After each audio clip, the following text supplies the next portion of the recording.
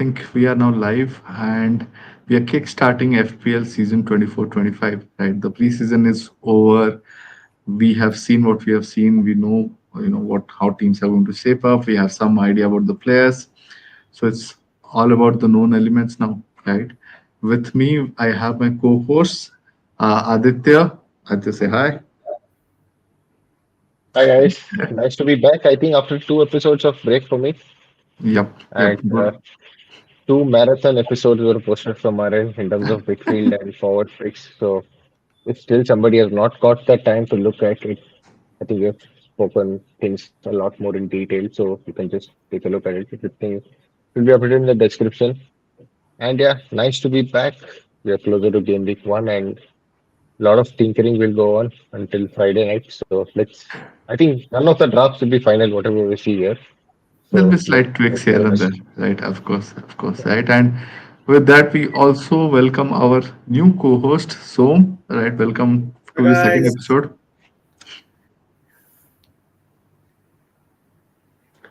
hi guys. How are you feeling, Som? I'm feeling you get that tingling sensation. I don't know you get before the season begins. Okay. So I'm about at that stage.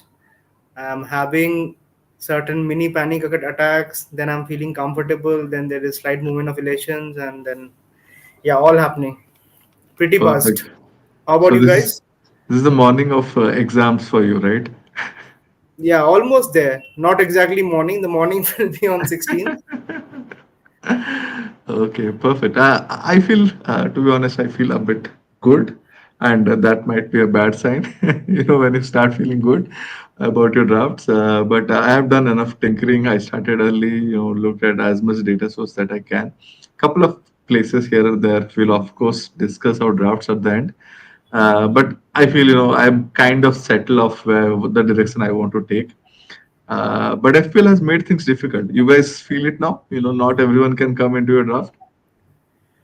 Yeah, they have done the pricing right, I feel. Pricing right in the sense, I would not say right. There was somehow, there were unforeseen things last year. Hmm. So there was Palmer who was an unknown quantity and he just, banged into our Exploded. team and banged FPL altogether. He was cheap. And then there were certain players like, as I was mentioning last pod as well, like players like Ryan Mbumo, uh, for patches like Trossard. So there were a lot of help along the way Yeah. from mid-priced, and pricing generally was affordable. I was just checking my game week one team last year that I started with, and roughly the budget came to around 99.5 for this time around. I don't know if that's a good thing or a bad thing. Probably I started Okay. light last year. So Miss at a different level of analysis now is comparing across FPL seasons. How are you doing, Aditya, with your draft? Yeah, I mean, I just said I think when we had the first sort of probably draft stream that we did 3 weeks back, and Hmm. I never, I mean, to be honest, I never do serious drafts until the community shield is done, so which is Yeah. now out of the way. Hmm. And post that I've just made like that first draft that we discussed upon, I just made like 3 to 4 changes that I wanted to do over the last few Hmm. weeks. Hmm. I've done it. I think I'm fairly settled. I might not make more changes, just maybe 1 or 2 changes here and there. I mean, big changes, those would be. Other than that, I am not worried about anything else. Yeah, right. And we have Kanji FPL, one of our earlier guests on the show, saying, "Did you see that Trent's assist to Jota?" Of course we did. We'll miss that out. And we also saw Jota's finish, right?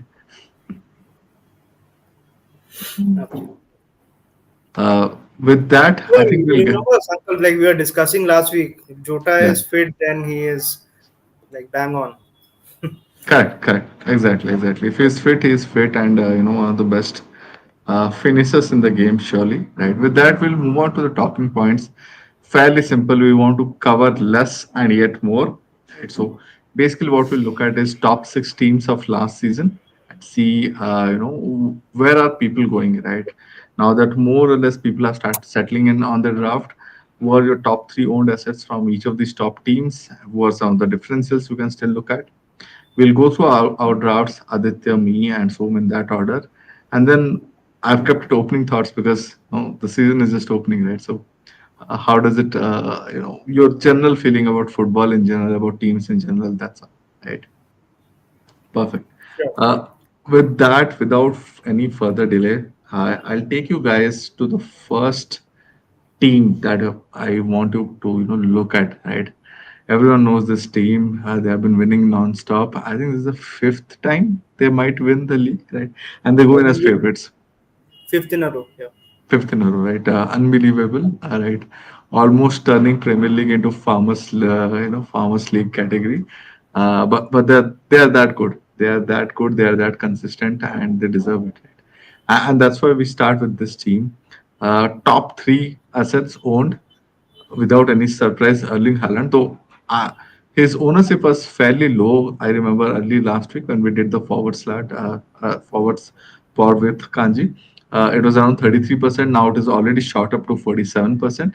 Right. Uh, Guardiola is at 34% ownership and Foden is still at 22% ownership. Right. Early thoughts, Aditya, is Haaland. Are you on a Haaland draft? Are you on a Salah draft? Are you on a both or none draft? Where are you?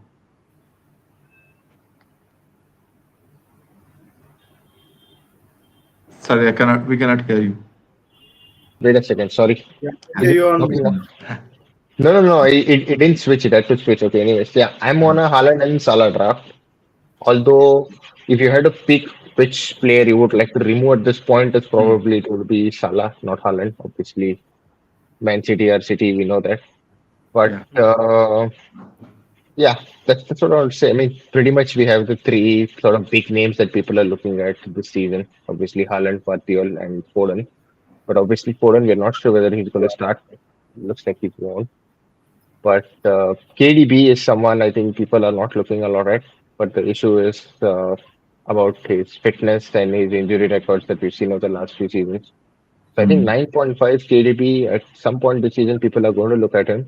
It's probably a alternate instead of spending 15 at Haaland. But I think going with Haaland is going to be the vast majority of people doing it. And that's pretty much a no-brainer at this point. 15 million price and still it didn't affect. I mean, there's some effect, right? 47% ownership. I remember during this time of the season last year it was around 70 plus, right? If memory serves me right, he Close to by the that.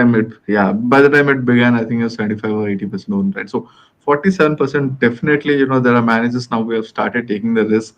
They're like, hey, that 15 million seems too much. I can do Salah plus to use that 2.5 somewhere else, right? Um, but Haaland is Haaland. He's a known quantity. I don't think we have much to add there. But the other two assets is where I want to discuss. I want Guardiola, to add if yes, like Haaland scores a brace or a hat trick against Chelsea, you'll see that 47% shoot right up. it will People become will be getting 74. it. Yeah, if people haven't gone ahead with Haaland and he scores a brace, hat trick, something, Yeah. you will see it skyrocket. Makes sense. Guardiola, right? He ended last season really well. I think there's out of those 4 goals, 2 assists. I think 3 or 4 goals came in the last 7, 8 fixtures, right? Was playing fairly attacking. Was playing almost as a winger, and that's something that is showing. In the FPL community, the In his 34% won. last 10 games of the Yeah. season, not just Premier League, like last 10 games, he scored 5 goals last season. Perfect, perfect. That's so extremely, high ceiling because of that positional shift. Something that we did not see in Community Shield for sure. Is Guardiola in any of your draft? What's your thought around Guardiola as per se? Uh, Presently, I mean, we'll see our my draft as well, Mm. and we'll see all our draft. Presently, he is there. Definitely, I mean, there was a void that was left after Cancelo left for City. So I definitely think Guardiola has filled that kind of a gap, and absolutely he has found his shooting boots. There's, I mean, you can't go wrong with that, right? I mean, be it a Arsenal defender, be it a City defender, they are the best defense in the league, and you can't go much wrong with that, especially if somebody is that attacking. So yeah, yeah, Nine it does clean reflect with sheets. the high ownership. Not a lot of clean sheets for City last season. They just seem to concede, some odd goal here or there. Obviously, Guardiola did not play all the games. I think it was like 26, 27 games. So you see the points is also lower. But nine clean sheets, not a lot of clean sheets. Do you guys, purely from a football point of view, do you think City will revert back to the mean, start, getting more cleans, maybe closer to Arsenal or maybe, more better than us? I think they were underlying data wise, they were right up there. I mean, Okay. if I'm not wrong, they are second on the league. I mean, why those I think majority of their matches that they conceded, there was just one goal at the end of it. I don't know, due to lack of focus or something like that. But I do expect the number to go up. It will be more than nine clean sheets definitely. I think the second highest clean sheet last season was Everton after Arsenal, 13. So yeah, I Two don't rolls see on Everton. dice. Beautiful Yeah. sound dice, right? Aditya, what do you feel? Some sort of reversion to mean, or do you think, the tinkering that Pep does will always have its effect? I've always felt over the last few seasons, Pep doesn't give a crap about clean sheets. He just wants to win games and he just wants to score goals. At the end of the day, I think his motto is pretty much if you don't outscore your opponent, you're going to lose. So I don't expect City, to like pretty much be like defense first approach and all. That's not going to be the case. They're just going to Mm. play proper attacking, dominating football. If they score goals and they manage to shut out the opponent, you'll get a clean sheet. Else, they will just let a stupid goal and you'll lose a clean sheet point. So it's not going to be anything different. But obviously, there is upside with City in terms of there will be certain specific patches throughout the season where we will go with double City defense here and there. But overall, Don't you I'm think not going to that Bold, expect will like anything. settle down? I'm bold, sorry, bold. I am interrupting Aditya. Like, don't you think that will kind of like settle down? I think there was a bit of experimentation last season where as to find out what is their best like back four in that sense. I see it will settle down. Don't you think that? Like, I feel Guardiola's nailed the left back position. I'm sure Walker or Rico Lewis would be right back, and centre backs are pretty settled. I don't see that they won't be keeping a lot of clean sheets in that sense. I don't know. And No, no, first six fixtures, where do you feel? Do you feel they have those cleans there in the first six? Definitely. I mean, you cannot write them off in the home fixtures. If Ipswich, Brentford, I mean, Couple it of looks good, right? If Brentford Arsenal as lose well. Tony and there is, yeah, Arsenal also. Last season it was a draw at Etihad. Exactly. So you never know. It might be a clean sheet. Perfect. Perfect. Phil Foden had an astounding FPL season last year. I was just checking his stats. He had not never crossed 150 FPL points over a season. He ended last season with 230 points, more than Erling Haaland. He had 19 goals and 8 assists, a lot of bonus points here and there. Obviously, midfielder gets those clean sheet points as well. What's your feeling about Foden, Aditya, in general? What do you think? Has Foden started peaking? This is what his level will be from here on. no, I think his level will just keep on getting better and better. I think we will see the best of Foden now, the next probably few seasons. And I think once he's back, I think people will start looking at him as a different option instead of spending 15 at Haaland. I mean, that's what the pricing has done this season, right? I mean, making him the highest price player and then giving us, the extra transfers. I think people will look at different options throughout the course of the season. So I think once Foden is back, I mean, once Pep just puts him in the squad and he slowly starts sticking, I think we'll see it. People go for him. And Yeah. I mean, pretty much to be honest, last season I did have him for most of the part, and I think mostly all managers will look to do so. 22% ownership. He has not played a single preseason game. Pep said he expects Foden to be back by game week 1, but I'm not sure whether he's back to training. Does anyone know if he's back to training? I'm not really sure if he's. Probably he has joined training, but Okay. I'm fairly certain he will not be starting the first game. Definitely, I don't personally see him starting the second game as well because it's. I mean, it's too early in the season to say it's a nothing match, but it's kind of a nothing match, right? Yeah, Ipswich they don't need Foden to start. Probably come on for 30 minutes and then slowly integrated. I think over the third game week and over the international break is where the Phil Foden integration will happen into the team. So Logical, logical. it's a Uh, harder one, I think. does that bring Bob into your minds? Now that Foden is not there, Bob is a similar kind of player. Seems like fairly technical, understands the spaces, understands how Peps likes to set up his systems, right? Does that mean we have a Bob game week 1 to 3 run?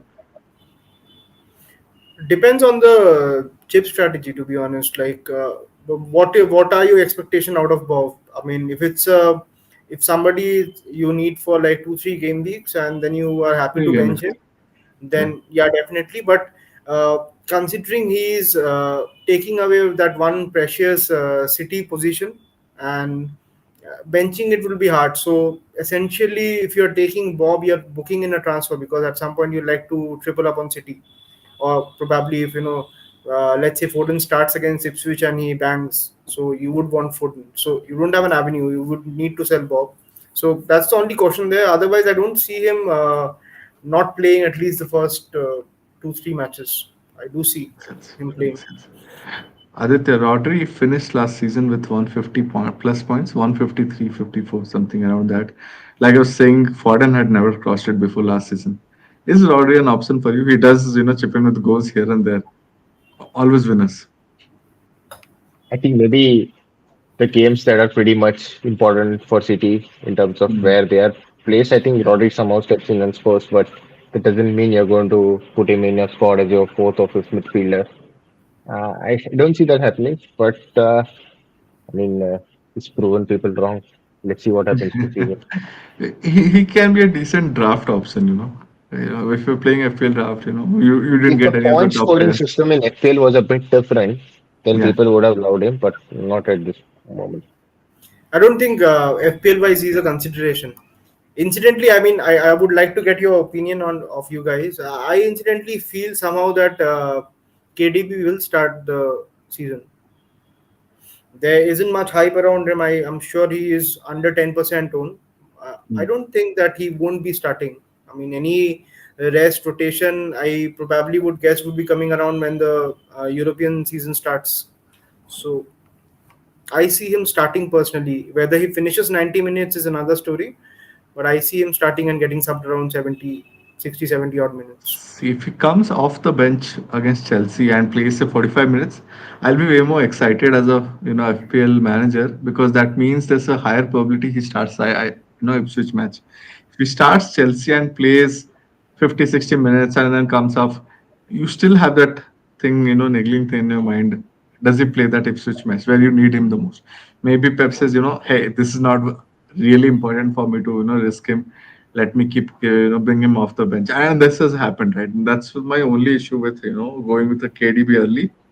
He's going to be a factor for sure this season. Right, this might be his last season in Premier League, and he's been a wonderful FPL asset, right? So all eyes there, but I won't jump on him to be honest. I'm not sure whether he's just starts, and even if he starts, whether he starts the next one. That's the more exciting one, right?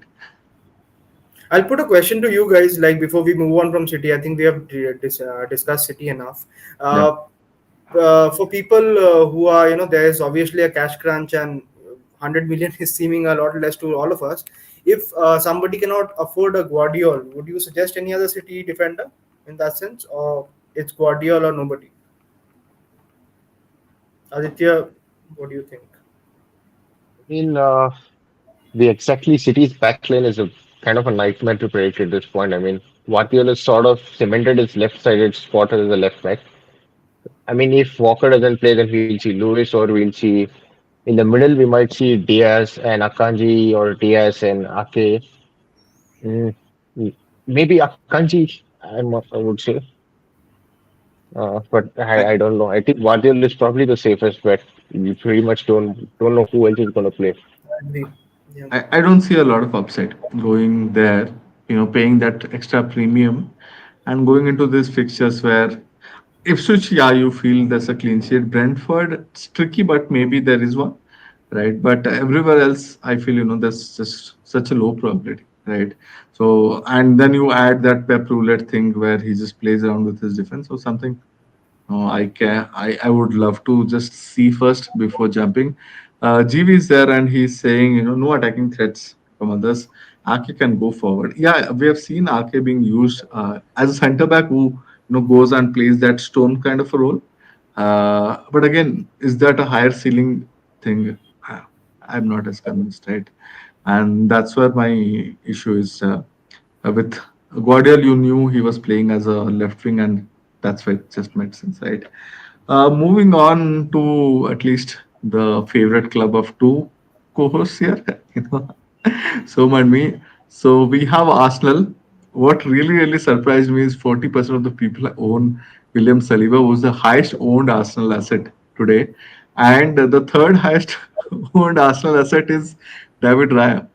Is defense the prime play for Arsenal FPL assets? Before I go to Soma, I'll go to Aditya. Give me a neutral view.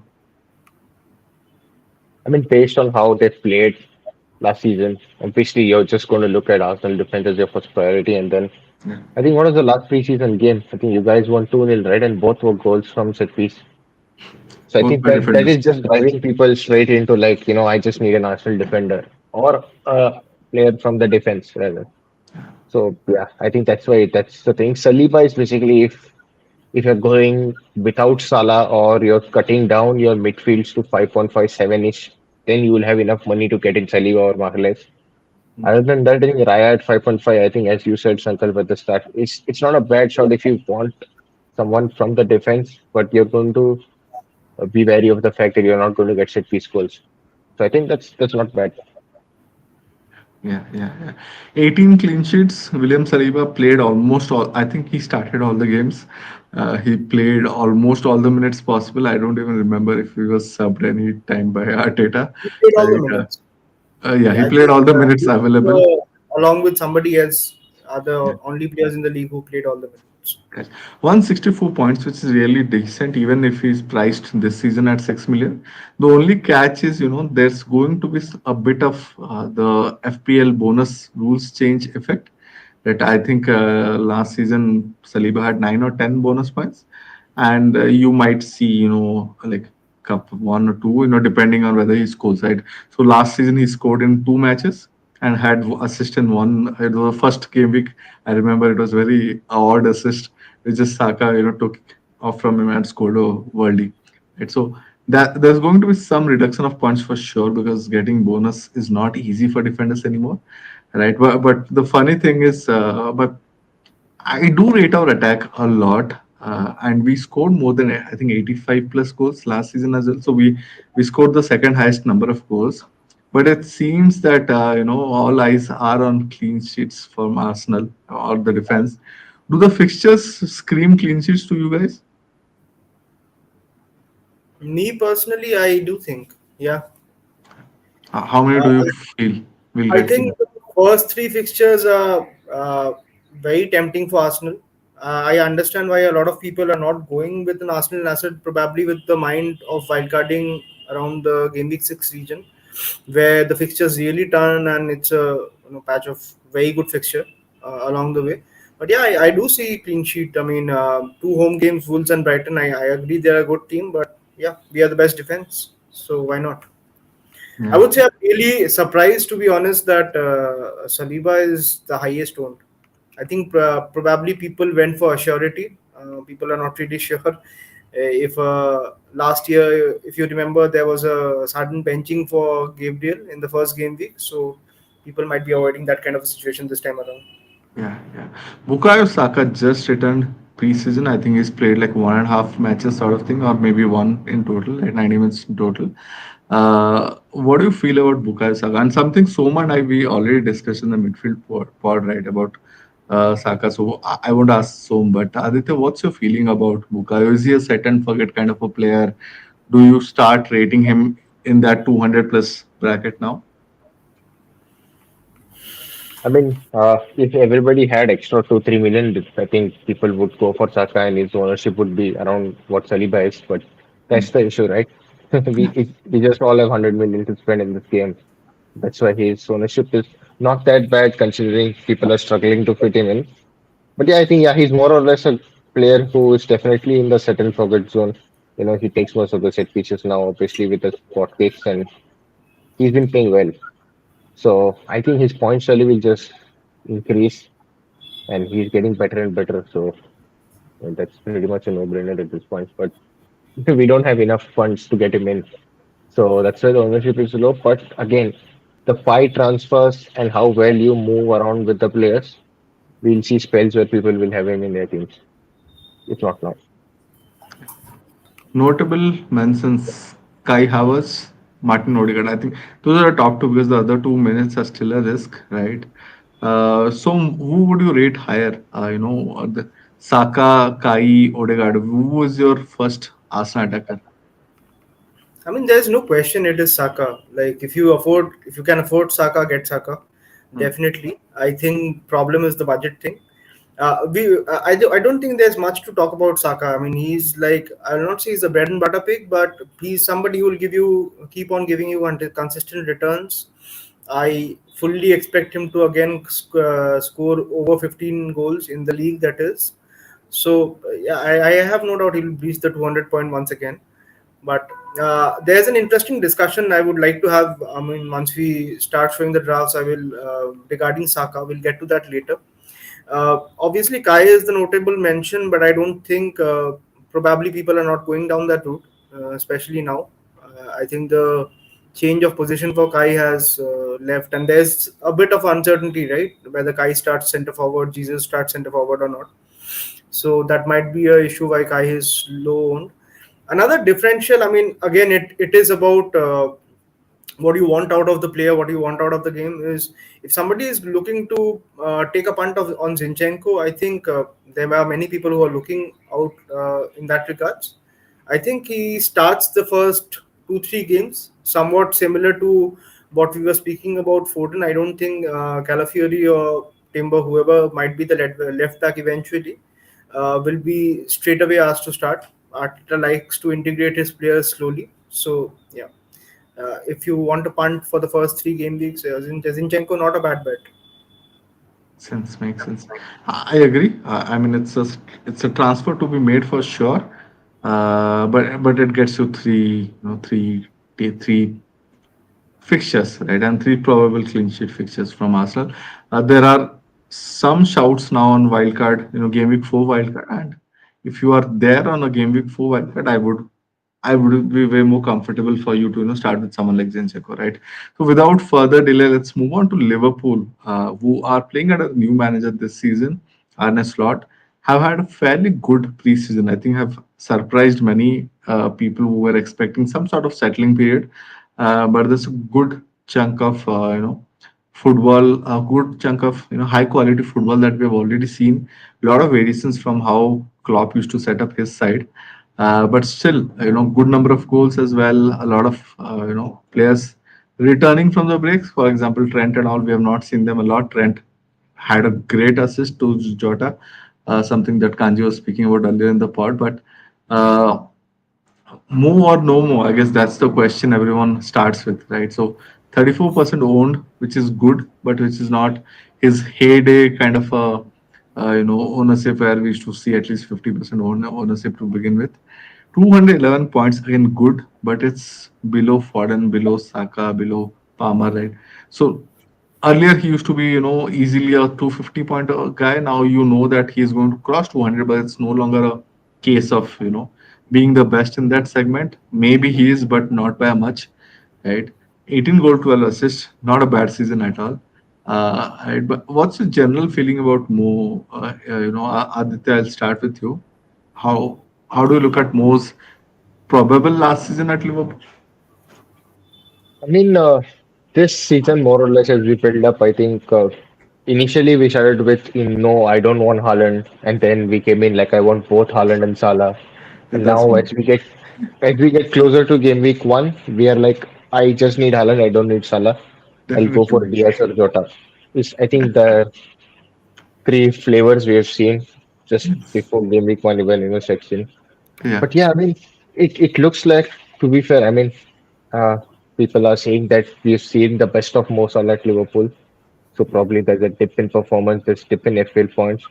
But there is a factor that some of us are scared, right? I mean, if we go no Salah and he just scores a brace, newly promoted team, and you know what he does. And first and foremost, you start up again playing the catch-up game because people with Salah will run away.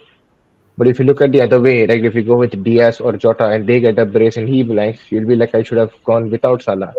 So There is Those no, extra there is points. no, there is no yes and no, the right answer or wrong Take answer two here. You seasons. just pick what you want. What's your feeling currently? Where are you, more inclined? Are you inclined towards a Mo? Do you feel he is going to explode or not? Explosion. See, this is wherein the the known element part of the pod comes in. So what we know of is what I personally am lying to go with. I'm liking to start ahead with that. The Hmm. thing is with Salah, what I've heard from preseason from many channels and all, he definitely, although he is wide, but he is moving inside. He is becoming that inside forward. So he is like a FPL legacy, right? So you can't go much wrong with that. But he is the highest priced midfielder. If it doesn't work out, I think it's easier to downgrade than to upgrade. So that's my thought process. Probably a tad old style of playing. So yeah, I personally have no doubt he has not given us any season since he has joined Liverpool to have any doubt that he might be having an off season. His off season is a what we thought was last year, and we saw the stats were absolutely bang up there. He still got 30 goal involvement. So yeah, for me personally, no doubt. He still scores 200 points every season. Doesn't matter. And the good thing is, every time he comes back from African Cup, it's that's where the decline goes, and still it crosses 200 points, right? Trent Alexander has finally come back to a mean, right? He's come back to a 7 million odd price. It's still a high price for a defender. He's still the highest, After five most years, priced. Yeah, after a long period, right? So 7 million is still high, but people look at him like, hey, so he's better than 7 million midfielder, right? Why not go there? Uh, what's your thought? Do you rate him, as good as a kind of a player? Do you think from a returns, FPL point of view purely? Do you think that that's the of course, right? Because you are going to, leave out a 7 million midfielder and get a 7 million to defender. compare That's with the how price. people, Okay. I yeah, get it. price bracket. See, Eze has the advantage of being a penalty taker and kind of the talisman of the team. Yeah, What I understood from watching a couple of matches of Slot is that Trent would not be playing exactly the same position that he was taking last year. So he will be not moving into those midfield position or out of the box.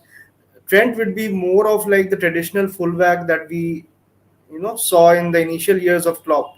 So I do expect Trent to get a lot of assists. He'll be banging in those crosses and whoever there might be to finish that, be it Salah, be it Darwin, be it Jota, so or Gakpo, I don't know. So yeah, I do see involvement. It's difficult, right? I mean, you're comparing a defender to a midfielder. Yeah, I definitely think in that battle, particularly Eze would come ahead because it all relies on a lot of attacking points and keeping a lot of clean sheet. And Liverpool, although they were the third best team, like underlying stats wise, I personally don't see a lot of clean sheet happening. Might be they turn it around, uh, but yeah, there are but it's a questions about as great point by GV there in the comment. He says, Alexander Arnold is in my draft, but budget constraints for getting Salah. So maybe, people are looking at the fixtures and saying, hey, I do need a Liverpool asset, right? I don't have the money for Salah. Let me go Trent. Because the fixtures are such, there's a higher probability of getting cleans. We know he's going to give us some assist here or there, maybe even a goal, because there are some under laps as well, which slot wants his, fullbacks to do, and then maybe he covers it, right? He doesn't necessarily cover it, but maybe he gives me 70-75% of the points that Salah gets over 6 weeks, and I'm still happy, right? uh, Aditya, do essentially you covered feel our like that? midfield with Salah with Trent, Yeah. obviously, See, but it's yeah, it's points at the end of the day. It's points, right? That's yeah, what if I don't have Salah, I have captained Haaland, and I don't care about captaincy anymore, right? So, sure. Aditya, do can you cover Salah with some sort of trend? Or maybe Trent Jota combination, Trent of Yes, Diaz something combination. sort of that you can hope that you're going to cover. I Yeah, think that's hopefully. what you just need to hope that it goes your way. That's the most important thing right here. I mean, Yeah, obviously you can't have Trent and Salah at this point, otherwise you just run short of the budget there. yeah. But yeah, I think that's You can have them, but not Haaland. If you Yeah, have them with Haaland, you are, I don't know what your draft is. you'll have 6 players, 6 to 7. And, very surprising to see Van Dijk third on the slot. It felt nostalgia. Last season, he gave 117 points, 9 clean sheets in total. I don't know why he's this popular, but Because again, he's it's there. the assurity factor, right? So people who cannot get Trent, they feel like they have to cover Liverpool somehow, and he's the most assured player that will start. So that's why Salah he's there. plus Salah Yeah, plus Van Dijk, maybe, right? yeah. People who are, I think, 12% Liverpool fans, they have gone for a Van Dijk because you do have Arsenal and City defense, right? So But that's the he has only good like set piece threat, right? So decent. he's a threat Two from goals, set piece. two assists from last season, but who knows, right? Notable mentions Jota. People are jumping on Jota. He scored a beautiful goal. I think he scored a brace. I think the match before, right? So He scored good a goal and preseason. an assist in that Exactly, match. goal and assist, and Diaz had a brace in that match, right? So two great picks who can help you perhaps cover Salah, and then you have Robertson, who people have not seen much of, but it seems he's back. He's played one match, and even if Simika starts game week 1, it's possibility now that Robo returns game week 2 to 6. Robertson will Uh, be strictly like wait and watch. Personally, I feel yeah. There's no point punting in that direction right Correct, now. correct, correct. So without further delay, let's move on to Villa. Right? Just like I'll mention before we finish off, like Liverpool, Yeah. Kwanzaa is again in the same category as probably as Zinchenko. Uh, I personally feel Fair, like fair enough. Slot probably prefers Kwanzaa because a lot of people are looking for a 4.5 defender, and from Liverpool he will be starting. Yeah. Personally, think it's his place to lose, but there is always that Konate threat looming. So tread Yeah. with caution, guys. Yeah, yeah. A good call out. Good call out. Definitely. I've seen quite a few drafts with Konsa as the third defender. It's a risk, but for 3 weeks, maybe it's not right. Again, game week 4 wildcarders, you can definitely go for something like that, right? So, without further delay, going on to Aston Villa, had a brilliant run last season. They are there in the top four, right? Didn't expect them to be, but they're there. They're rocking it. The first pair, Ollie Watkins, 9.5 million forward, 42% ownership. He ended with 228 points last season without any penalties. He had 19 goal and 18 assists. I couldn't believe it. I had to recheck twice, but yeah, that's what the fantasy football scout, sorry, the Yeah, Premier he League has official brilliant website tells. full development. Exactly. He had 19 goals and 18 assists, heavily outperformed on his XA for sure. I think his XA was like 6 or 7. From there, he got 18 assists, but I think some of it were, FPL assists, right? He got pens, which which their CDM used to take, right? So, Ollie Watkins, he's not played a single minute on the preseason so far. Not in my thoughts for sure. Any of you guys thinking of starting with him, taking that risk? I'm not starting with him, but I don't consider it as a risk. I have no doubt he'll start the first match, even Okay. without any preseason. So I'm absolutely like I'm convinced he'll start. There is no point that he'll not start. But yeah, obviously it's uh, excuse me. Yeah. Yeah, it's not something that obviously I'm personally starting with, or I'm Hmm. personally looking to start with. Yeah. But yeah, he'll be there. Season before he had 175 points. Last season he had 228 points. Fantastic finisher. Seems on form. Even Euros, the few minutes he played, he looked really good. What's the feeling, Aditya? Do you see another 200 pointer from him? Yeah, I mean, if Villa play the same way, and then I think Watkins will be someone who will be benefited. And I mean, last season just truly showed his potential and how good of a striker he is. He can be a finisher as well as some sort of a creator. So, I mean, that role suits for him under Emery. So, yeah, I think pretty much we'll see him end up around the 200 mark this season as well. But just at the start, again, we are short of funds and he's not played the preseason, right? I think that's why, I mean, people are slightly a bit concerned. But once they see him back, I mean, to his best, I think we'll see people run around and getting him as the second striker. But again, Villa play European football this season. So, you New know, factor. that's something to keep an eye out for. Definitely, definitely. Ezri Konsa was very surprised to see him second most owned asset with 15% ownership, 91 points last season. He really made me laugh. One goal, one assist doesn't much have much of a goal threat either. I don't know why he's there. Maybe it's the fixtures. The fixtures do look good after Arsenal, in fact. And it's Leicester away, Everton home, Wolves home, Ipswich away, right? So Plus, he's maybe a that. assured starter. Sorry, Plus, he's an assured starter at as well. 4.5. Yeah, Exactly. at 4.5. So he's a good option from game week 3. I'm a Hmm. bit confused as to I don't know what is the probably you guys can catch me up. What is the news regarding Pau Torres? Because I feel like he would be the most assured centre back that should be starting. He's also 4.5. Uh, so any news like he has not played preseason or something like that? I have not followed Villa as such. Yeah, I don't remember seeing him in the early preseason games. I have not checked the last one. So maybe that's the reason. Let me just do a quick check, right? We can do that. So, but Villa didn't have a great preseason as such. That is Okay. one thing that we need to remember. But yeah, Torres was back in Porto. I can see the Dortmund match. Konsa and Torres were back in, So and I expect like Pau Torres to actually, be also a consistent 4.5 million starter, and more so, I think his goal threat is good. He has a better. good presence in the box. He's a Yeah, much better like goal threat asset wise than yeah, Konsa. But yeah. I do understand, again known elements, right? So Konsa what you are getting from him. So yeah, everybody has gone for that. Yeah, sorry, couldn't Martin. help but put Emiliano Martinez picture. Why that one? And Why not just in for the the main fun. offense? Just for the fun of it, it's only someone like him who can do something, on the stage of World Cup finals, having won the World Cup, he's that guy, right? So I just thought I'll put that picture That out for him. picture Because summarizes what Martinez. Martinez is, right? Yeah. Surprisingly, did not have any pen save last season. He had one 185 points season, I think 3 seasons back or 4 seasons back. Everything after that has been 115, 120. They didn't look a good defensive side overall, but they did have two clean sheets against Arsenal. Right. So I don't have him in my draft currently, but goalkeeper somehow I feel looks a bit dry currently. The goalkeeper slots.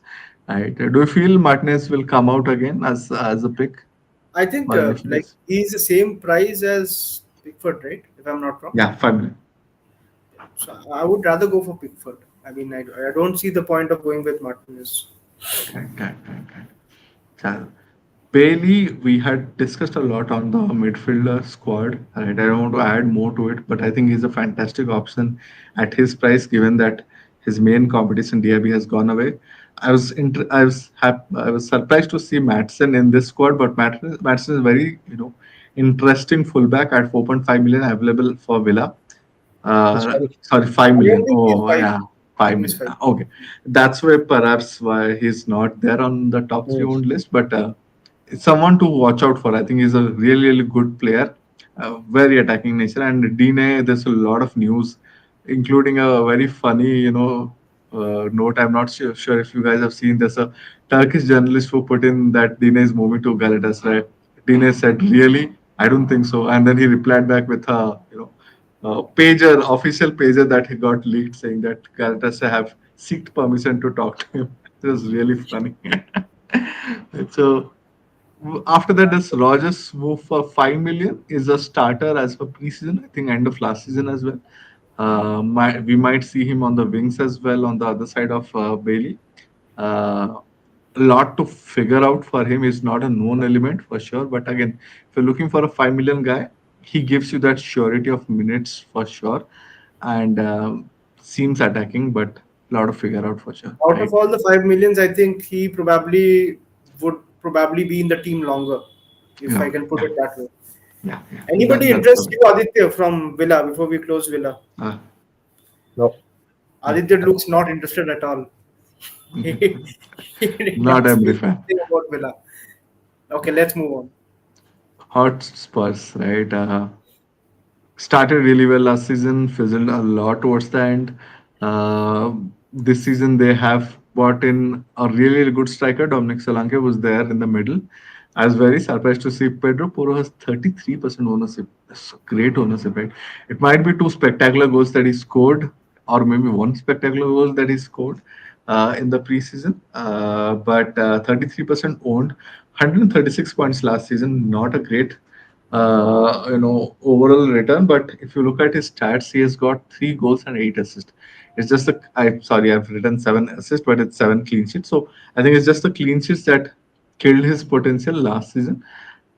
If the Spurs settle down a bit more under Ange, I think he comes out really good because he's always attacking, he's always looking to score. He's that winger who's playing as a fullback, Bale, semi Bale era kind of a player. Right, 33% own, right? So Very fairly attacking. high, very Very attacking, attacking. very. I I was understand surprised to because see he him top. also has like set piece duties, right? So Yeah. takes certain set piece duties. Yeah, yeah. But more interested to discuss Solanke. 7.5 million, had a very, very good season last year, 175 points. Before that, not so great, but ended last season with 19 goals, 3 assists, was the fulcrum for Bournemouth. Just moving into this new team, already 25% owned, more than double that of Sun, which surprised me more. Right. What's your general thought about Solanke as a striker, both of you? I mean, Solanke is a proper number 9, someone who's good in the air, and Tottenham were kind of struggling last year, especially at that role after Kane leaving. Yeah, But this is going to make Son more of a differential now yeah, because till last week, I mean, Son Heung-min was probably the most talked about player if people had to pick a player from Spurs. But now things have changed. You've got a 7.5 million forward who's going to play most of the games. So yeah, I think he's someone who will benefit, who will start. I mean, we've known how he has played last season and for the last few seasons as well. So if he gets good service and they create proper chances, I think he's just going to shoot it in. 7.5 is a great price. And I yeah. think the first two games are also pretty good. So if you're going to go with maybe 3-4-3 or something with Solanke, I think it's Uh, definitely good. But we need to see how he settles in the Spurs system. But I think it should work out. Hopefully not like it went with Richarlison and all. But still, I think Richarlison is still there at 7. yeah. Uh, but I think it's Solanke's place to lose. Yeah, yeah, club definitely. club record too, so it's not gonna happen. Definitely. The good thing is Ange came out very strongly saying that, Dominic Solanke has had a good preseason. So I'm not afraid to put him in directly. So people who are thinking, hey, maybe there's a slow start, this minutes for sure. It looks like, the confidence with which Ange spoke. It feels like he's going to start game week 1 itself. And he did the same last year with Brennan Johnson, so he's not afraid to do it again. So we know the coach has a history of just putting players in, whoever he likes, right? Uh, He played, I think, Mickey Van der Veen after signing him after 4 days. He started last season, so I have no doubt that Solanke will start. And just to put my few cents into it, uh, mm, again, I think like a Spurs forward will always get chance. I mean, even Richarlison used to get a lot of chances, right? How he finished, how he converted. I think he was very good initially to start with. So Spurs do start very well. I do understand. I'm surprised about the 25% ownership. I mean, is this after he came to Spurs or is this while yeah. he was at Bournemouth? Like that was It's shot up a bit actually over the last week or so, from what it's a I can lot of remember. first fan, I must say. Or uh, I think I understand why the Suns' ownership has gone down because probably he is the one who would be most affected point wise. I mean, I fully expect Sun to still keep penalties, but Yeah. yeah, I think Solanke is more like a Harry Kane mold of a player. I mean, not exactly to his caliber, but So, he is somebody who can drop deep and link up the play. So yeah, definitely one to keep an eye with, or you definitely can absolutely start with. I had a question for both of you. Like since we are on Sun, uh, if somebody like I have got a lot of questions regarding this from a lot of friends. So if you are looking for a midfielder like for the first 3 game weeks or the first 2 game weeks, with the idea to move that midfielder around, so would you go with Sun or Saka for the first 3 game weeks? They are same priced and essentially like same stats as well. Yeah, I'll let Aditya start. Yeah, Aditya will give a non-biased and neutral view. Non-bias. I Yeah, mean, just see, you need to look it at another way. If you don't get one of these two, can you cover up another player from that team? Is what you need to look at another way. I mean, you can go with Sun and Definitely. go with Saka, both works. But if you go with Saka, then you can go with Solanke here. Means you'll cover both Arsenal and Spurs will get. But if you go with Sun here, then I think who's the nailed Arsenal forward? Gabriel Kai, Jesus, Kai, Havertz. Kai. Even it not 100%, right? You don't know who's going Mhm. to. Yeah. but if you are put on a spot, like forget covering. Like if you Hmm, have to own one midfielder out of Saka or Son, like who would you go with? I would go with Sun. Vibes. Come on. We can do it. Sonny. Yeah, I have both, so I let Aditya, start first. But I understand if you're really set on moving out of, that player, then I think Sun is always the guy who looks like he has higher ceiling, right? And Leicester away for start, I always remember Leicester games as a game where Kane and Son used to have 2 goals, 2 assists, or one someone will score hat trick, The other will fun match. supply all those assists, right? So those kind of memories I have, and it just plays on you, right? So there's a bias involved, of course. If you're really set on moving out of that player, then Son is definitely a pick. If you want someone, long term set, I think Saka is a similar pick. I won't say better because. See, Sun is a consistent 200-point guy, and he'll still give you same points. And again, I don't think we are looking to captain either of these assets, right? So at 10 million, we still have a Salah or a Haaland, and we'll captain them. And both of these two players look good. But the good factor I think about Sun is he always comes out as an alternate differential captain, stronger than Saka's. It's some vibes, right, which Sun gives, and given the incredible finisher that he has been, except that one time that we really needed him to score last season. Right, so I think I'll go with Sun. Notable mentions here: Kulusevski played as a number 9, brought out a lot of hopes in FPL matches. You have a OOP here, but no, Solanke came in, and Ange came on very categorically saying, "Hey, I'm moving Kulu back to the number 10 role. Don't even expect him to play as number 9." So all our hopes are now dashed. Madison, which people have really forgotten about, but I think he had a poor season last season and has not looked really well in the preseason as well, performance wise. Forget the metrics. And then someone like Brennan Johnson. Right? So there's a bit of uncertainty in the other positions. I think Kulusevski's son Solanke are perhaps struck settled. Madison, I would have expected him to be settled, but Ange very clearly came and said, Kulusevski can play as a number 10. So that's why I feel these are good notable mentions to have, but I would rather wait and watch given the fact that again fixtures turn by game week 3. Right. So it's a very short window. I won't double up. I'll just pick one and I'll move with it. Beat Poro, beat Solanke, beat Sun. You pick, depending like Aditya said, which is a fair point. Look at combinations and see which is the combination that fits for you. Right.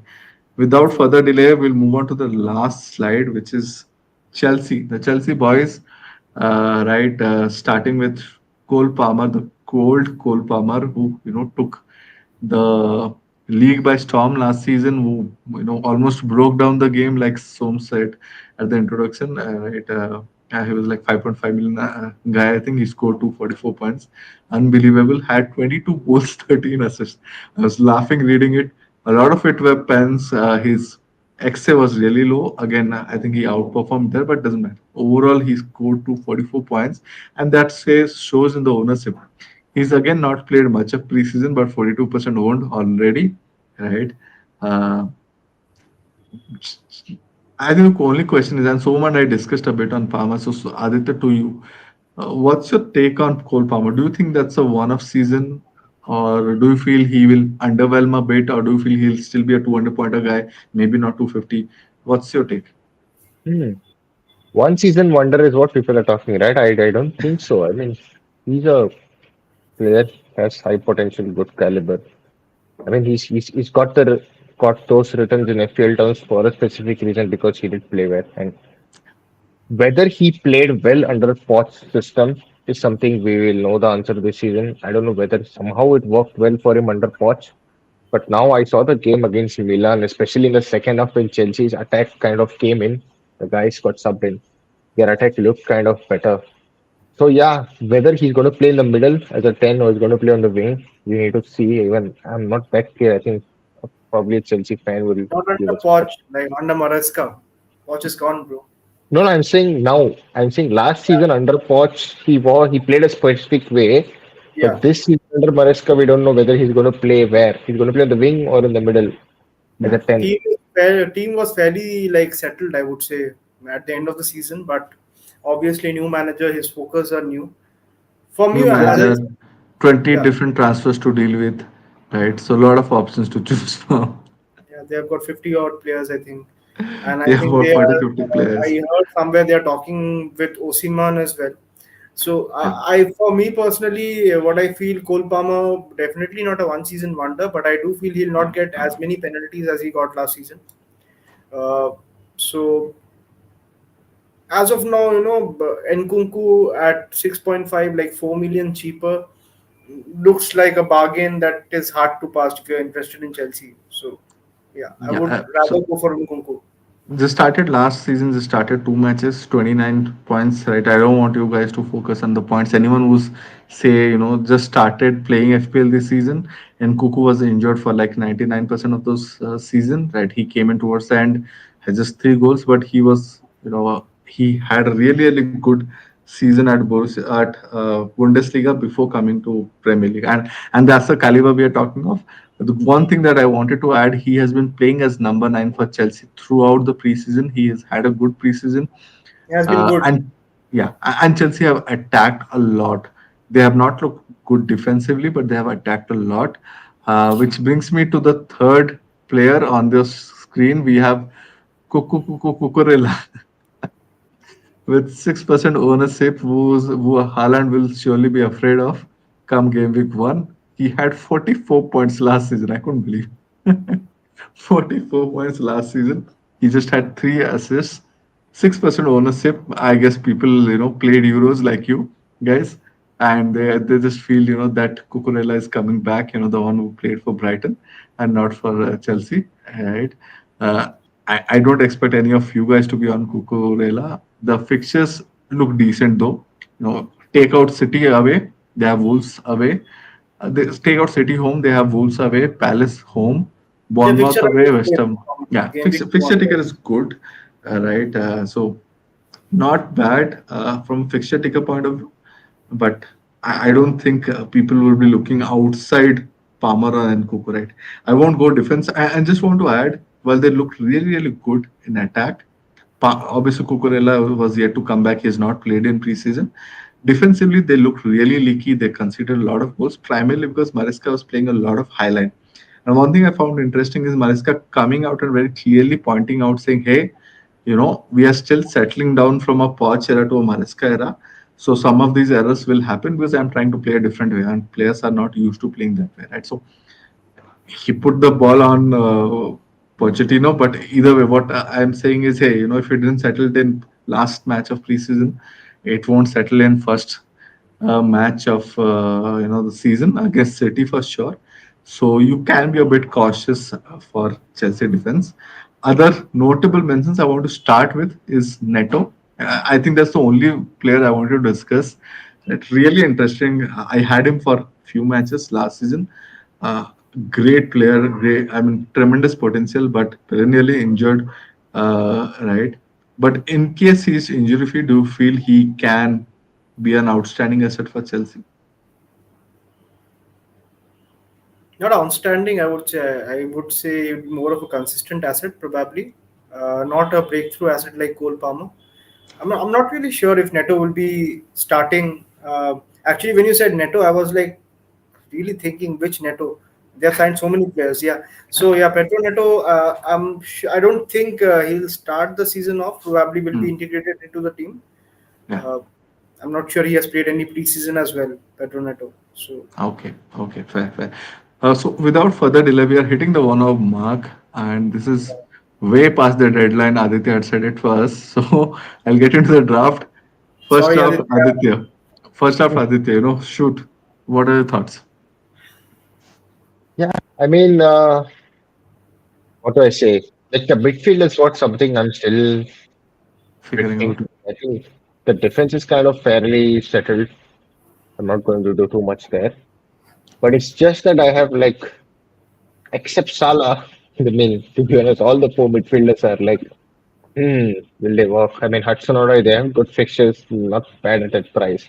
5.5 Yeah. is Good pretty much fixtures. good. But the next three, right? As the Nkunku 6.5, no, I mean, not a bad shot again, but how will Chelsea play? That's something we don't know, right? We need to see how they play this season. And then we'll get an answer. But yeah, then I have Martinelli because I needed an Arsenal cover, so I want your guys' opinion. What do you guys think? Martinelli worth for seven or no?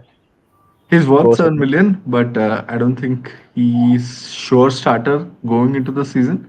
At some point, he will be, and that's when he's worth that price. I don't think that time is game week one. Is my thought. What do you say, so?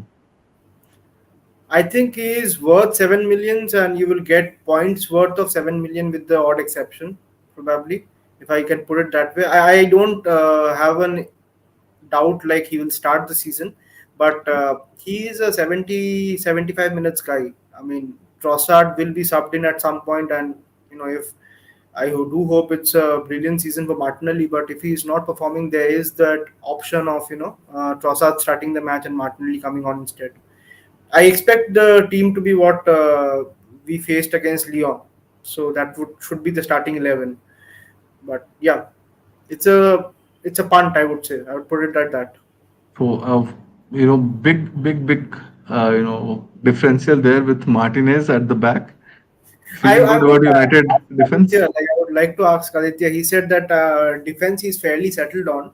So, what is your expectation, Aditya, out of like Hall and Kwanzaa? I see you both have both of them in your team. Like, do you expect them to keep on starting, or like it's you're on a quick wildcard strategy, something like that? no strategy as in that. See, I see it's just that most of them are 4.5 placeholders that I have. I mean, Hall could be burned if I feel towards the end of the deadline that I need to probably get someone who will play long term. Like Konza could easily be Konza or Mikolenko, or someone who plays. So, I mean, considering Liverpool's fixtures, I wanted someone there at that price point. Why not? And Hall, I think more or less, I think has played well in the preseason. He's played most of the minutes, so I expect him to keep his left back spot. I think more or less it's just Livramento versus Trippier, but I think we'll get. I'll have to ask around maybe few of Newcastle No, no. fans or maybe Leon. Hall definitely looks like a Hall starter is going into the starter as a season. left back. That's what all Newcastle-based accounts are Yeah. speaking of, and he's played the entire season, entire preseason at left back. So I feel Hall is a decent, good, safe pick there. Kwanzaa we have already discussed, right? But I want to talk because we did not cover, Manchester United in the top six teams for a change, right? But what do you feel, as overall, United defense, United attack? What's the overall general feeling for you? I think it's a very interesting thing for you to say that you didn't speak United for a change. Okay. So I'm glad that we didn't speak about United. It's better we don't get ourselves into unnecessary and unwanted attention at this point Okay. because they, I mean, not you. I mean, footballing community in general has taken our club for granted. That's fine. That's how we've portrayed ourselves over the last few seasons. But things are improved behind the scenes. That was very important for us. And we've signed players that we needed to fill in gaps. So obviously with Masurai and Dalit, and Good place. unfortunately Euro got injured, and then we've got Zaxi, and think we might get another midfielder. So yeah, I mean defense wise, there will be improvements, especially that I think we've got a new coach who deals more or less with set pieces. So we're going to see a little bit improvement in that, and I mean not to put out a lot of bias, fill up Fine. bias. We are fans, we'll be Today. biased, right? So, I'm not going to give I too mean, much we on are that, not but yeah. football analysts, we are fans, right? So, See, we'll be. straight away, United defense, I've just gone because I wanted a United defender, so I've gone because fixtures are not that bad on paper. They're not. And at the start of the season, everything is pretty much everyone starts from zero. You start from scratch, right? You never know. Why Absolutely. not? It's not bad. So that's And why the I've gone with season Martinez. before, yeah, just want to highlight the season before United were among the top three, four defensive teams. I We had think a they had very awful second most. 2020. The last campaign was Yeah, pretty much crap, yeah, to say the correct. least. You can just Yeah, write it off. The yeah, season before that, I think many people were looking at United defense and yeah. attackers were priced pretty much cheap. And we came with the same intention last season with, oh my God, Onana, Onana. There was a lot of hype for Onana. I think everybody went with Onana and then they just ditched him. And United defense was something else only. So I think, He has promised to take more risks this year. Yeah, So that's what I was going to say. yeah, let him take the risk. As long as we win games and we finish where we intend to, it's fine. Yeah, Not saying no. Yeah, so but other than Martinez at that, 4.5 is, I mean, you have Mazura at 4.5. If he goes yeah. straight away in, we'll have a Misaka lot of is out. options. I don't think you guys have any other right backs, right? Dallo is still not played much of preseason, I think. Dallo will Mazura is a play. left back or a right Maybe. back? I'm not He can clear. play both the sides. The concern that we have is mainly that Malasia is not back and Luke Shaw is ruled out for this game. So that So that we more will or less see gives us two options for two positions, right? Dallo and Dallo Mazur. plays on the right and Matsurai will go on the left, or both can play Can either do both, sides. right? Yeah, because Yeah, I've seen Dallo play left back a lot last season as well. And so up to 10. yeah. Right? Okay, The only perfect. worry I have in this team is Rashford at 7 because I Mm. couldn't fit Bruno at 8.5 because I was looking at Bruno. Yeah. I'm falling short of cash and Mm.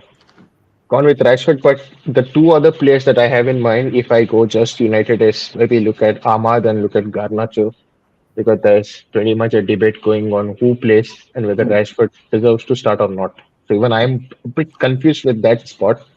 But I've stuck with Rashford for now. I think once we hear Eric speak something, maybe tomorrow, we'll I know have more. just a couple of questions for you. One, 7 million slot primarily, right? Does Eze is seems like the third most or fourth most owned midfielder currently, right? I'm about to ask. Yeah. Do you like Eze Yeah, over Rashford, Rashford over Eze? Why, right? And second, Martinelli, right? We are not sure of his minutes for sure. I mean, at least I am not sure of his minutes. I think some of the Arsenal fans are not. Would you be comfortable putting him down to a 5.5 million guy and use that 1.5 million to boost a Rashford to Bruno, who you love? I'm looking at. I was going to say that I had three more teams in my mind. I've just Okay, sent you one. I've not sent all the three. The other okay, team is fair. without Salah. Uh, That's the second team. That yeah. it looks good, but I am not going to do it. The Hmm. third one is what you're talking about, Okay. filling in a bit cheap-ish 6 million under midfielders, and then maybe look at Solanke as a third striker and play a 3-4-3. That's the other one. But yeah, I mean, Eze is, I think, the most picked player under 7 million in terms of midfield. Yeah. So, as you said, right, I could pretty much just swap Martinelli out for Eze or Rashford out for Eze Hmm. and get him in, and then maybe downgrade one of these to maybe namesake Ahmad or Smith Rowe, and then upgrade my third forward. Or then, as you said, Bruno. I have those things planned, but Okay. this is what I have at the moment. No problem. No problem. Still I figuring have stuff one out. last question, Aditya, Mhm. regarding your draft. Like, as a United fan, what do you expect the Fulham match to be? Like, scoreline wise, or what's your prediction gonna be about that match? Don't want to jinx anything at this point, to be honest. It's the first game of the season Friday night as well. So a lot of people will be hoping that United choke and they'll put the headlines on Saturday like new season, same old United, some kind of rubbish. But I think we're playing at home.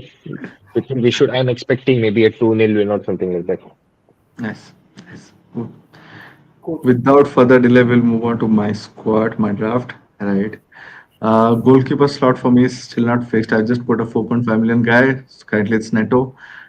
A lot of popularity is towards Henderson. I generally like to start with one and play till the next wild card. And I don't use my transfers for goalkeepers, to be honest. I see it's a waste of time. So wild card is when I'll move on to the next one, right? So I might do Henderson because he's just most popular. I'm not as confident about Palace defense given the huge amount of transfer rumors they have had. And they are currently negotiating for both of their center backs. which is a bit concern for me. But currently, I have Neto. I have three-man defense playing for game week one, which is Saliba, Mylenko primarily because I love Sondice. The sexy bird, the actual genius who actually gives you those clean sheets, right? So Mylenko is there as a gap from Everton defense. I have Munoz. I'm very honest, I've not seen him play, but heard so many good things about it, and the stats really speaks out. So just gone with him, 5 million placeholder. Let me begin with him. Midfield is where I'm really, excited about. I have got both Sun and Saka, like I was speaking earlier. So I'm not choosing between these two. I'm like, let me go with both. I will downgrade at some point of time Sun perhaps to Bruno, to a Foden, to a any other guy who comes out in that mid-price pocket, even Odegaard. I'm open for that. I've gone for a no Salah draft because I have two 10 million guys. So the other guy that I am using as a cover, like Aditya mentioned earlier, is Diogo Jota. I'm hoping he covers me well. I have Eze as my 7 million pick. I have Bob as my 5 million pick. Uh, I'm looking at him. I know the risk. It's primarily a 3 week at best pick. But I really like the first two fixtures for someone like Bob, a runner, the kind of talent, the kind of skill set he brings. I feel it will suit him. So that's my one position I want to take a risk, right? You cannot have all good positions, right? The forwards are for me pretty straightforward. Isaac and Haaland. One defender who is Fulham defender Robinson, who I really like. But because it's United away, and like Aditya said, I do expect the Trafford fan base to be behind United at least game week one. So I think it's good to put him on bench, and then maybe coming weeks I'll put him ahead.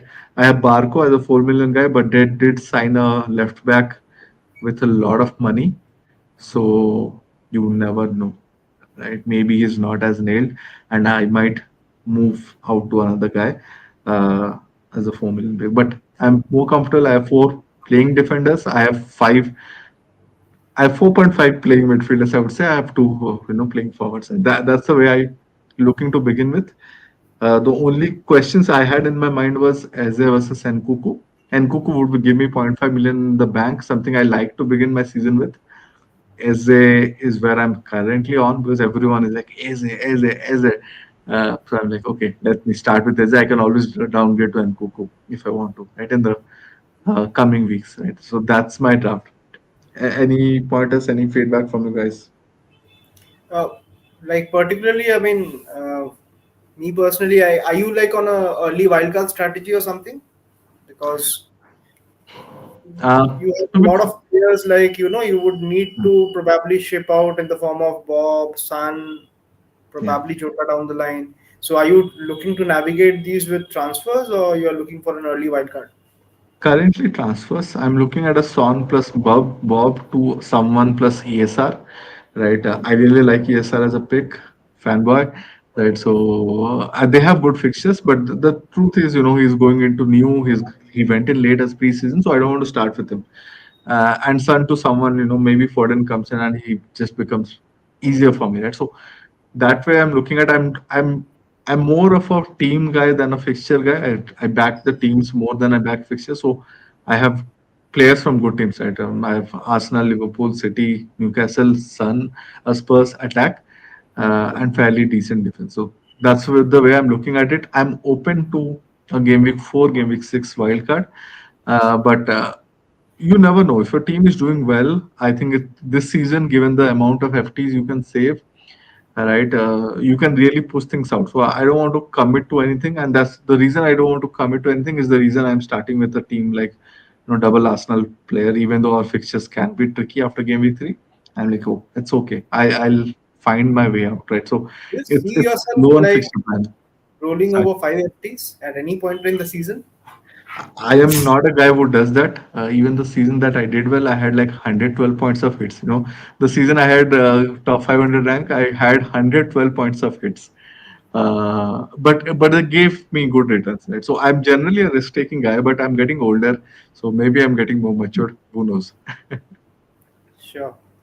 Perfect. Right. So with this, I'll move on to the last slide. We have Som's draft, right? Som, I hit it. Okay, first of all, I'll just read the thing to anybody. I have Henderson and Fabianski, basically a 4.54 million combination. It's a very generic team, to be honest. Presently in the defense, there's Munoz, Alexander Arnold, Guardiol, Konsa, and Barco. In midfield, I have Salah, Nkunku, Smith Rowe, Eze, and Wings. And forward is Joao Pedro, Haaland, and Isak. So I personally am not really a guy who does tinkering a lot on the website itself. So a lot of it goes in my head throughout the season. So definitely this is not the final draft. And I haven't touched the team for a very long time, so I just sent whatever I had at the point. I would say I'm growing out of love for this particular team. Starting with the goalkeeper, I think it will be pretty much 8.5 million. I'm not looking to spend more than that because I'm not finding value in more spending more than that, to be honest. And I'm not somebody who goes after a premium like goalkeeper like Raya, Allison, or Edison. Speaking about the Manu match, I do like Smith Rowe a lot. Not particularly generally for the United match, but I don't expect United to keep a clean sheet, to be honest. Probably United would win the match, but I don't expect them to keep a clean sheet. Be it Muniz, be it Pereira, be it Smith Rowe. So I think he's a good option to have. This particular price range is very exciting. The 5.5 million price range. I see somebody would be you know uh, who will be like the find of the early season, and we'll all be gradually moving towards that person. So I don't know who that is. uh, Salah and Haaland, as I said, I am that kind of a manager who, like, it's easier to downgrade than to upgrade, because upgrading usually involves probably a hit, if not a lot of switching of the formation and all. So I would be going along with both. I'm starting with both. Uh, Isak is pretty much in every team, so he's kind of become an irrelevant player. Eze, I'm not really like Palace. I'm not really sure about. I mean, definitely they're a very good team, and stats wise, and everything. But Brentford away is not exactly an easy match. As we faced, I think, couple of seasons back, we found out, like, in the GTech Community Stadium, it's not that easy. I think Arsenal lost the match 2-0. So, and Arsenal were favourites going into the match nonetheless. So, yeah, it's an even match. Nkunku, I don't think I will be having, because, again, he's definitely a very good asset, and Chelsea have good fixtures, but I would like to see how that settles in. Who is actually getting benefited out of that. So I don't think there is a need to start with a Chelsea midfielder. Obviously, it saves the transfer down the line, and if you're looking for a consistent season-long midfielder, definitely Nkunku is rightfully there. I mean, he would be presenting value.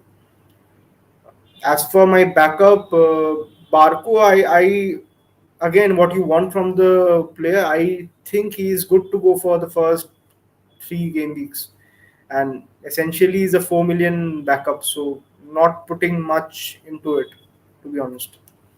Any, like, you guys have any question regarding the draft or anything? See, I think essentially you have gone lighter on midfield because you want to have that third striker slot, right, available with you, right? The only issue is, if two midfielders peak, right, someone like Bruno and Saka peaks, you have transfers ahead of you. But the good thing about a Salah Haaland draft is primarily you can always cover it via transfers. It's just two transfers away for any player is two transfers away for you, right? But in general, I think the way you have started is the fixture play, right, and then you will figure things out, right? That's the overall thing. Sure. But I'm definite. I will not start with 3 forwards. That I'm pretty much sure about. As I said, I've grown out of this particular draft. I'll post my draft in Twitter probably on deadline day. But yeah, let's see. Makes sense. Makes sense. Cool. Good. I think episode made me think about some of the teams that we are discussing. Made me look at the fixtures again. right? I think obviously we all have some bit of tinkering to do, and that's what happens. Yeah. Game week one, going into game week one is always full of jitters, but there's a lot of learning to come. And remember, there's no smooth sailing in FPL, right? There's a lot of Nobody knows stormy right waters. answer, basically. Game week So one, there'll be a lot of surprises, and you just need to learn how to navigate it, right? This is our first episode. This is our last episode prior to game week one. So we'll see you post that entire fiasco, all the chaos that comes with football. And I'm just happy to see football again, after a break, because I took a break during the Euros. I didn't watch happy any of it. FPLing. Yeah, FPL is so back, baby. Yeah. right. Cool. All the best, guys. And I hope we have good game week one to begin with. And we'll come back and discuss it again next week. Sure, guys. Bye bye. Have a wonderful game week one.